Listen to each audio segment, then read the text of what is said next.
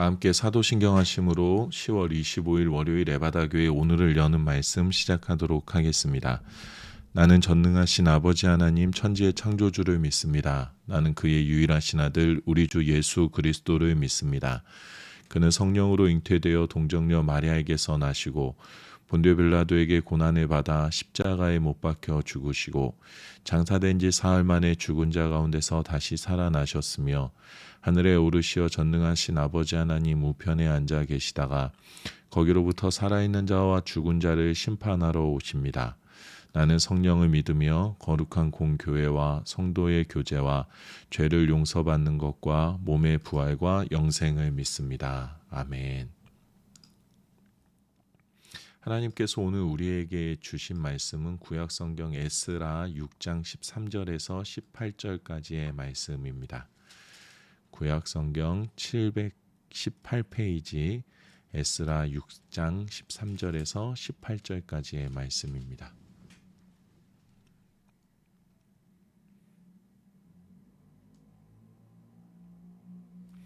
에스라 6장 13절에서 18절까지의 말씀 함께 읽겠습니다. 다리오 왕의 조서가 내림에 유브라데강 건너편 총독 다뜨네와 스달보스네와 그들의 동관들이 신속히 준행하니라. 유다 사람의 장로들이 선지자 학개와 이도의 손자 스가랴의 권면을 따랐으므로 성전 건축하는 일이 형통한지라. 이스라엘 하나님의 명령과 바사왕 고레스와 다리오와 아닥사스다의 조서를 따라 성전을 건축하며 일을 끝내되 다리오 왕 제6년 아달월 3일에 성전 일을 끝내니라.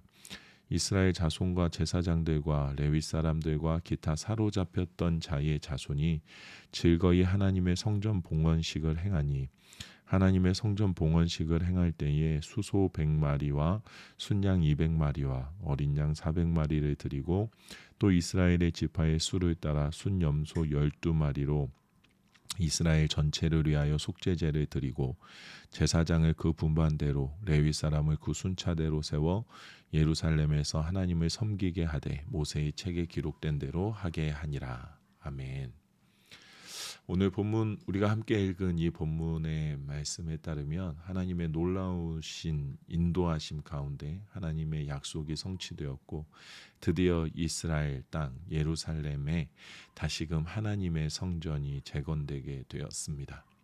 16절에서 18절입니다. 이스라엘 자손과 제사장들과 레위 사람들과 기타 사로잡혔던 자의 자손이 즐거이 하나님의 성전 봉헌식을 행하니 하나님의 성전 봉헌식을 행할 때에 수소 100마리와 순양 200마리와 어린 양 400마리를 드리고 또 이스라엘 지파의 수를 따라 순염소 12마리로 이스라엘 전체를 위하여 속죄제를 드리고 제사장을 그 분반대로 레위 사람을 그 순차대로 세워 예루살렘에서 하나님을 섬기게 하되 모세의 책에 기록된 대로 하게 하니라. 아멘. 이스라엘 백성들이 포로에서 귀환하고 성전 재건 공사를 마친 후에 제일 먼저 행한 것이 바로 성전 봉헌식이었습니다. 성전 봉헌식이란 다시 말하면 하나님께서 임재하시고 거하시는 성전을 우리로 하여금 다시 세울 수 있게 하신 하나님께 감사하며 이 성전의 주인은 하나님이십니다 라는 것을 고백하고 선포하는 예배였습니다. 우리가 에스라의 말씀을 통해서 계속해서 보아왔지만 참 많은 어려움들이 있었습니다. 성전 지대를 놓았지만 이전의 것보다 너무 초라해서 슬퍼하는 이들도 있었고 단순히 우리가 미션을 완수했다라고 생각하며 마냥 기뻐하기만 했던 이들도 있었습니다. 생각지도 못했던 어려움 속에 시작한 지 얼마 되지도 않아서 성전 공사를 중단해야만 했습니다. 그리고 성전 재건에 대한 소망이 희미하게 꺼져갈 즈음에 선지자를 통해서 하나님의 말씀을 다시 듣고 용기를 내지만 여전히 다시 성전을 재건함에 있어서 계속되어지는 사라지지 않은 어려움들을 겪어야만 했습니다. 뭐 하나 쉽게 되어진 것이 없었습니다. 수많은 난관들이 있었고 그 난관들을 넘어서야 하는 순간들이 분명히 그들 가운데 있었습니다. 사람이라면 이렇게 생각할 수가 있습니다. 그래, 하나님의 일이지만 그래도 누구누구의 공이 제일 크지. 그가 없었더라면 이 일은 마무리가 될 수가 없었지라고 생각할 수 있습니다. 위기의 순간에 이 위기를 넘어서게 했던, 주도적으로 일을 담당했던 그 누군가의 공처럼 그의 공로를 생각할 수도 있습니다. 개인적으로 보면 내가 끝까지 포기하지 않고 자리를 지켰기 때문에 이 성전이 끝까지 올라갈 수 있었다, 세워질 수 있었다라는 교만한 마음을 품을 수도 있었습니다. 그런데 이스라엘 백성들의 마음은 한 가지였습니다. 누가 어디에서 무슨 역할을 담당했고, 누구의 공이 제일 크고, 누가 힘을 써주어서 우리가 이렇게 이 공사를 마무리할 수 있었다라는 사람을 중심에 둔 마음은 갖고 있지 않았습니다. 그들은 오로지 우리 하나님의 말씀대로, 하나님께서 약속하신 대로 하나님께서 이 성전을 완공케 하셨다라는 고백을 가지고 있었습니다. 때문에 성전이 완공되었을 때에 서로의 노고를 치하하거나 누군가에게 특별한 감사를 고백하는 것이 아닌, 이 성전을 지으신 분도 우리 하나님이시고, 이 성전의 주인도 우리 하나님이시고, 이 성전에 임재하시는 분도 우리 하나님이십니다라는 고백을 하나님께 올려드리는 성전 봉헌식을 행하고 있음을 우리가 볼 수 있습니다. 13절에서 14절입니다. 다리오 왕의 조서가 내림에 유브라데강 건너편 총독 다뜨네와 스달보스네와 그들의 동관들이 신속히 준행하니라. 유다 사람의 장로들이 선지자 학개와 이도의 손자 스가랴의 권면을 따랐으므로 성전 건축하는 일이 형통한지라. 이스라엘 하나님의 명령과 바사왕 고레스와 다리오와 아닥사스다의 조서를 따라 성전을 건축하며 일을 끝내되, 다리오 왕에게 성전 재건이 합법한 것인가에 대한 상소문을 올렸던 다뜨네와 스달보스네 바사 왕국의 신하들은 다리오 왕의 조서가 내려짐과 동시에 그 조서에 기록되어 있던 대로 모든 일들을 즉시 실행해 나갑니다. 다리오 왕의 힘이 느껴지는 대목이기도 합니다. 모든 신하들이 그에게 충성하며 그가 내리는 조서대로 자기의 역할을 잘 감당하는 것, 정말 다리오 왕이 힘이 있었구나, 이 제국에 힘이 있었구나라는 것이 느껴지기도 합니다. 그런데 이스라엘 백성들이 왕의 조서를 통해서 힘을 내어서 용기를 얻어서 성전을 완공한 것이 아니다라는 것을 우리가 조금 전에 나누었습니다. 왕이 전폭적으로 지지해 주니 힘이 날 수도 기쁠 수도 있겠지만 그들의 마음이 변하지 않았습니다. 선지자 학개와 스가랴를 통해서 하나님께서 지금 여기를, 우리를, 하나님의 성전을 어떻게 바라보고 계시는지, 하나님께서 앞으로 어떠한 일들을 어떻게 이루어 가실지에 대한 하나님의 마음과 계획을 바라보고 있었습니다. 하나님의 말씀을 신뢰하며 그 말씀을 따라 걸어갈 때에 하나님의 계획, 성전이 재건축되어지는 일이 순전하게 이루어져 간 것을 이스라엘 백성들 누구나 보고 느낄 수 있었다라는 것을 14절의 말씀에 성경이 기록하고 있습니다. 선지자들을 통해서 하나님께서 예언하신 대로 세상의 그 어떤 위대한 제국의 왕도, 세상에 죄악이 가득한 이들도 하나님의 통치하에 머무르고 있음을, 또 하나님께서 그들을 얼마든지 사용하실 수 있는 분이심을, 그들마저도 하나님께서 사용하신다라는 것을 전능하신 하나님께서 이스라엘 백성들에게 보여주셨습니다. 이 놀라운 하나님의 일하심을 발견하고 고백할 수 있는 것, 이것 자체가 큰 은혜입니다.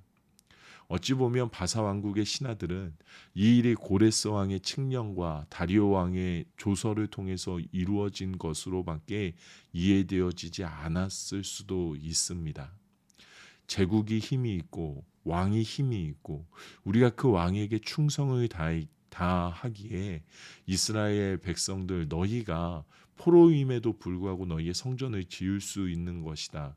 우리 왕의 은혜를 노래해야 한다. 왕에게 영광을 돌려야 한다라고 생각할 수도 있었을 겁니다.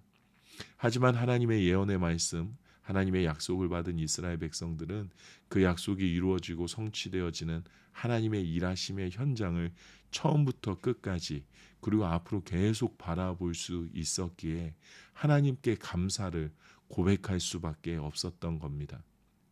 우리가 살아가는 세상 속에서도 마찬가지입니다.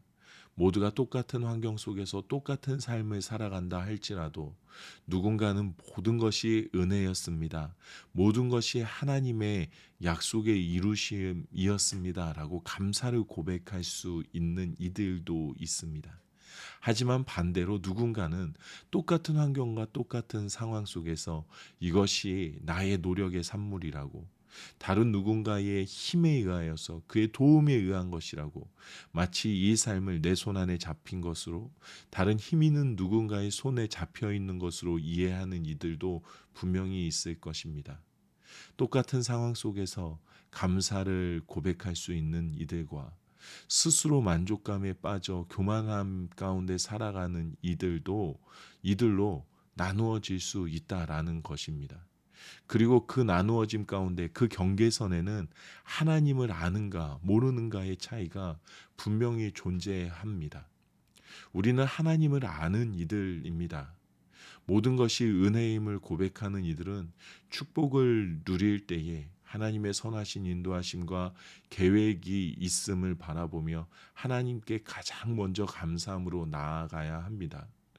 또는 삶의 난간, 어려움을 바라볼 때에 또 하나님께서 어떻게 이끌어 가실지를 기대하고, 하나님께서 나에게 무엇을 말씀하시는가에 대해서 궁금해하고, 또 하나님께서 나에게 요청하시는 것이 무엇인지를 발견하며 하나님의 뜻에 대하여서 심부름하는 자세로 하나님 앞에 겸손한 마음으로 하나님 안에서의 소망을 잃지 않아야 합니다.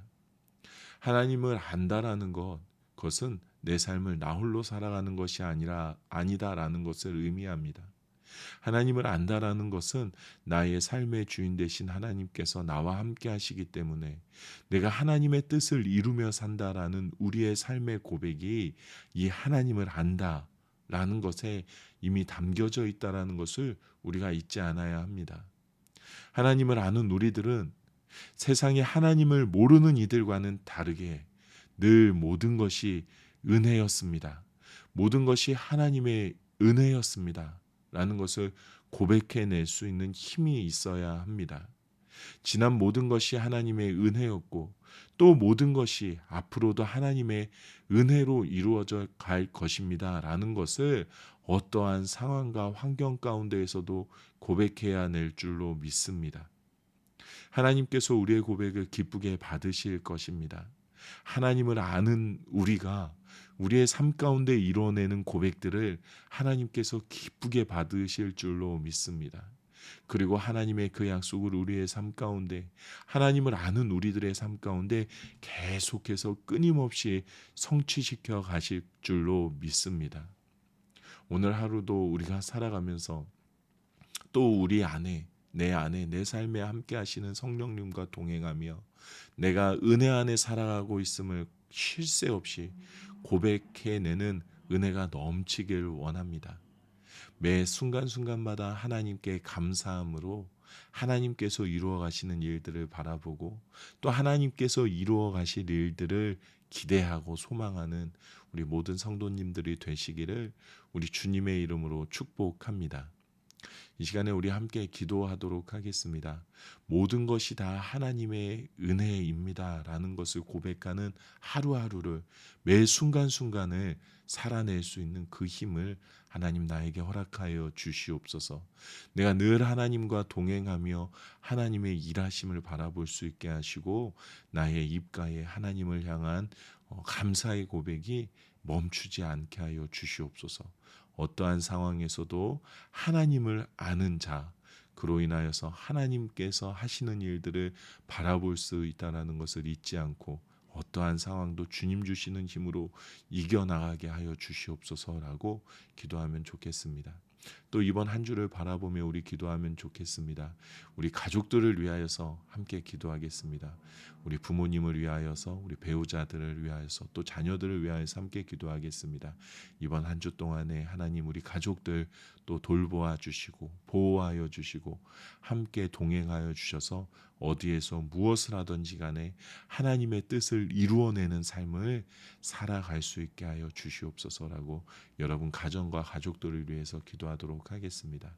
마지막으로 우리 어제 생일을 맞이하셨던 최영규 원로 목사님과 우리 현민규 청년 위해서 함께 기도하면 좋겠습니다. 하나님께서 언제나 늘 함께 하시는 삶 살아가실 수 있도록 늘 건강하고 맡겨진 일들, 사역들 가운데, 삶 가운데 하나님의 은혜를, 영광을 드러내는 삶 살아내실 수 있도록 우리 최영규 원로 목사님 또 우리 현민규 청년 생각하면서 우리 함께 축복하는 마음으로 기도하도록 하겠습니다. 각자의 자리에서 기도하시고 주기도문으로 이 시간을 마치도록 하겠습니다.